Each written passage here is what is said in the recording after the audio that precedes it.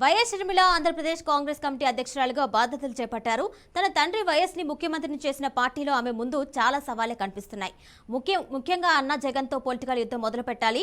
రాష్ట్ర విభజన తర్వాత ఏపీలో అడ్రస్ లేకుండా పోయిన కాంగ్రెస్ను గాడిలో పెట్టాలి. పార్టీలో చేరికలను ప్రోత్సహించాలి. చెల్లాచెదురైన కాంగ్రెస్ క్యాడర్కి నమ్మకం కలిగించి తిరిగి కాంగ్రెస్ వెంట నడిపించాలి.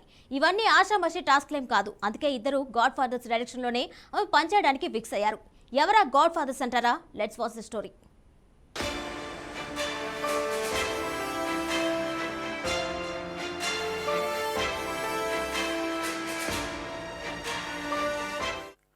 ఏపీ కాంగ్రెస్ ప్రెసిడెంట్గా దివంగత వైఎస్ రాజశేఖర రెడ్డి కుమార్తె వైఎస్ షర్మిల బాధ్యతలు చేపట్టారు. తెలంగాణ పాలిటిక్స్ని వదిలేసి వచ్చిన ఆమె ఇక ఏపీ పాలిటిక్స్లో యాక్టివ్ రోల్ పోషించడానికి రెడీ అయ్యారు. రాష్ట్రంలో కాంగ్రెస్ పరిస్థితి ఎలా ఉందో వేరే చెప్పనవసరం లేదు.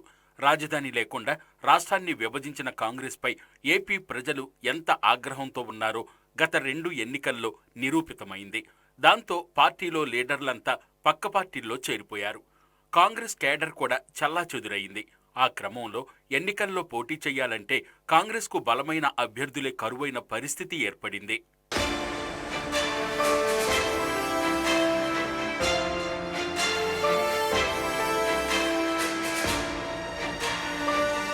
ఇలాంటి పరిస్థితుల్లో కాంగ్రెస్ హైకమాండ్ షర్మిలను తురుపుముక్కగా భావిస్తూ ఏపీ పార్టీ బాధ్యతలు అప్పజెప్పింది.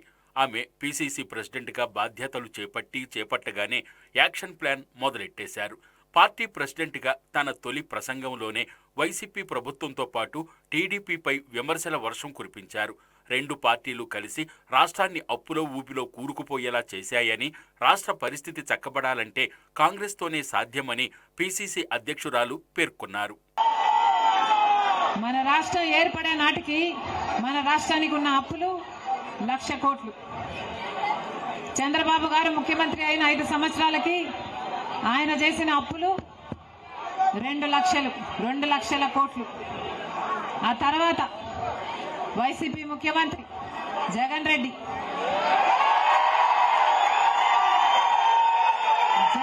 గారు చేసిన అప్పులు 3,00,000 కోట్లకు పైన. మొత్తంగా ఈరోజు అప్పులు 6,500,000 కోట్లు. రాష్ట్రానికి చెందిన అప్పులు, కార్పొరేషన్లకు చెందిన లోన్లు చెల్లించాల్సినవన్నీ కలుపుకుంటే 10,00,000 కోట్ల అప్పుల భారం ఆంధ్ర రాష్ట్రం మీద ఉంది. దాంతో షర్మిల రాజకీయంగా తన అన్న జగన్తో తేల్చుకునేందుకే సిద్ధమయ్యారు. రాజకీయాల్లో సెంటిమెంట్లు వర్కౌట్ కావని నిరూపించారు. అయితే ఒక్క ప్రసంగంతోనే ఏపీలో కాంగ్రెస్ను గాడిలో పెట్టే పరిస్థితి లేదు. కాంగ్రెస్ను తిరిగి బలోపేతం చేయాలంటే ఎన్నెన్నో సవాళ్లు అధిగమించాలి. దాని తెర వెనుక మంత్రాంగం ఎంతో జరగాలి. అందుకు అపారమైన రాజకీయ అనుభవం ఉండాలి.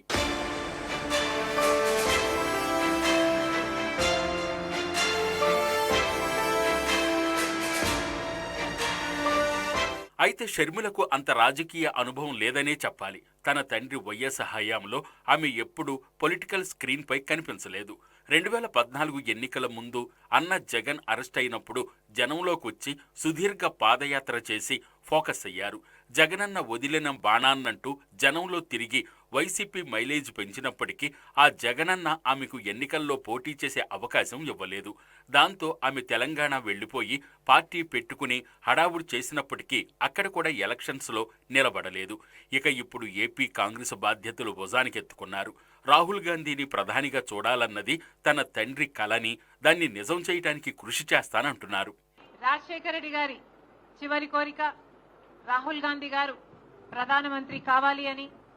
ఇటీవల కాలంలో నాకు గట్టిగా ఈ అంశం పదే గుర్తు రావడం, ఎందుకంటే మణిపూర్ లాంటి ఘటనల వల్ల మన దేశానికి బీజేపీ ఒక ప్రమాదమని, BJP is dangerous to our country అనేది నాకే కాదు చాలా మందికి అర్థమవుతున్న విషయం.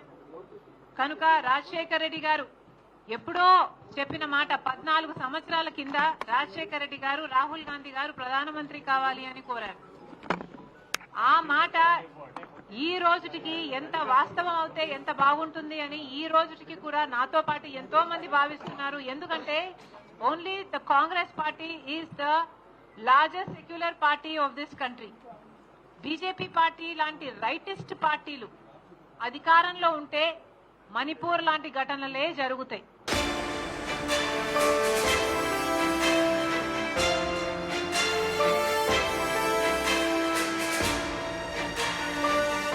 అంటే పీసీసీ అధ్యక్షురాలిగా షర్మిల ఏపీ కాంగ్రెస్లో జవసత్వాలు నింపాలి. అదంత సులభం కాదని ఆమెకు తెలుసు. అందుకు తన రాజకీయ అనుభవం సరిపోదని గ్రహించే ఇద్దరు గాడ్ ఫాదర్స్ గైడ్లైన్స్లో నడవడానికి రెడీ అయ్యారు. షర్మిల తెలంగాణ రాజకీయాలను వదిలి ఏపీలో ఎంట్రీ ఇవ్వడం, పీసీసీ ప్రెసిడెంట్గా బాధ్యతలు స్వీకరించడం, మున్ముందు షర్మిల వేసే ప్రతి అడుగు, తీసుకునే ప్రతి నిర్ణయం అన్ని కాంగ్రెస్ దిగ్గజ నేతలు, రాజ్యసభ మాజీ సభ్యుడు కేవీపీ రామచంద్రరావు, మాజీ మంత్రి ఏపీసీసీ మాజీ చీఫ్ రఘువీరారెడ్డి డైరెక్షన్లోనే జరుగుతున్నాయట.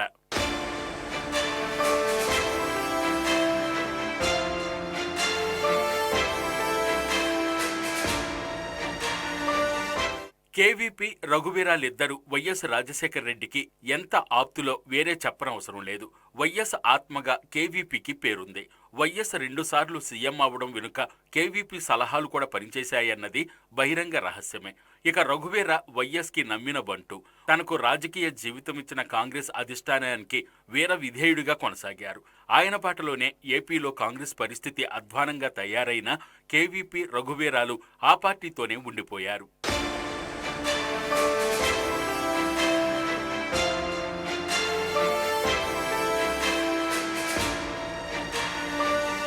సీనియర్ లీడర్లైన ఆ ఇద్దరు గత 10 సంవత్సరాల కాలంగా అటు వైసీపీకి, టీడీపీకి సమాన దూరం పాటిస్తూ రాజకీయాలు చేస్తూ వస్తున్నారు.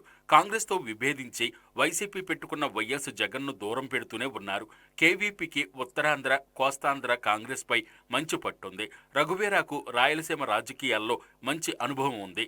ఏపీలో కాంగ్రెస్ పునర్నిర్మాణానికి వారిద్దరే పిల్లర్స్ అవుతారని కాంగ్రెస్ హైకమాండ్ కూడా భావిస్తోందట. అలాంటి దిగ్గజాలు ఇప్పుడు షర్మిలకు గాడ్ ఫాదర్స్గా మారారు.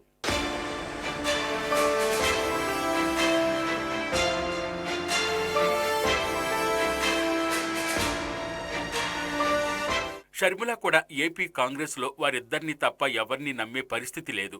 ఆమె ఏపీ పాలిటిక్స్లో ఎంట్రీ ఇచ్చిన నాటి నుంచే కాంగ్రెస్లోకి వలసలు పెరుగుతాయన్న ప్రచారం మొదలైంది. దానికి తగ్గట్టే మంగళగిరి వైసీపీ ఎమ్మెల్యే ఆర్కే షర్మిల వెనకే నడుస్తానంటున్నారు.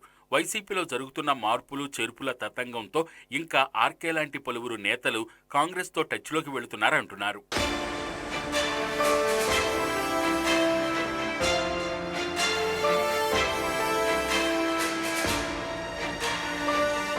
అలా వివిధ పార్టీల నుంచి వచ్చేవారు కోవర్టులా నిజంగా కాంగ్రెస్ను నమ్ముకొనొస్తున్నారా అన్నది స్క్రూటినీ చేయడం షర్మిలకు పెద్ద సవాలే.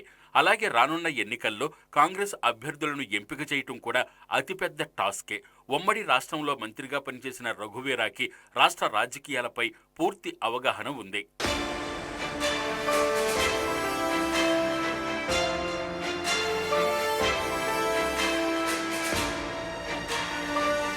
చేరికల సమయంలో కోవర్టులకు చెక్ పెట్టే విషయంలో అభ్యర్థుల ఎంపికలో రఘువీర సమర్థత షర్మిలకు ప్లస్ అవ్వనుంది. అలాగే ప్రత్యక్ష రాజకీయాల్లోకి రాకపోయినా వైఎస్ వెన్నంటే ఉంటూ సలహాదారుగా కీలక పాత్ర పోషించిన కేవీపీకి తెర వెనుక పాలిటిక్స్ ఎలా ఉంటాయో తెలుసు. అలాంటి ఇద్దరు హార్డ్ కోర్ కాంగ్రెస్ వాదులు ఇప్పుడు షర్మిల వెనకుండి ఏపీ కాంగ్రెస్లో కీ రోల్ పోషించనున్నారు. చూడాలి వారి వ్యూహాలు, షర్మిల దూకుడు కాంగ్రెస్కు ఏమాత్రం ప్లస్ అవుతుందో.